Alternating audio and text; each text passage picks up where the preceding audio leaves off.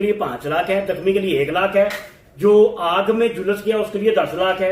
नहीं चाहिए भाई ऐसे पैसे। भैया साहब आप मुझे ये बताएं, क्या ये बाकी बात ठीक है कि रिपोर्ट लेनी भाई, रिपोर्ट से किसको कसूरवार ठहराना आपने? नाज़रीन, सारा कुछ आपके सामने है। सैयदना उमर फारूक रजी अल्लाह तआला अन्हु के दौर में आपने फरमाया था कि अगर दरिया फरात के किनारे कुत्ता भी मर जाएगा प्यासा तो उसकी जिम्मेदारी उमर पर होगी। यहाँ पे तो इंसान जीते जाते इंसान गए, इस नाअहली का जिम्मेदार कौन है? और ये जो 7 अफराद, ये वो 7 अफराद नहीं थे, वो 7 खानदान थे। उन 7 खानदानों का खून किसके साथ है? वजीर आला साहब, वजीर आजम साहब, ये सब का खून आपके सर है। क़यामत के दिन आपका गिरबान पकड़ेंगे इंशाल्लाह। इंशाल्लाह पकड़ेंगे आपका गिरबान।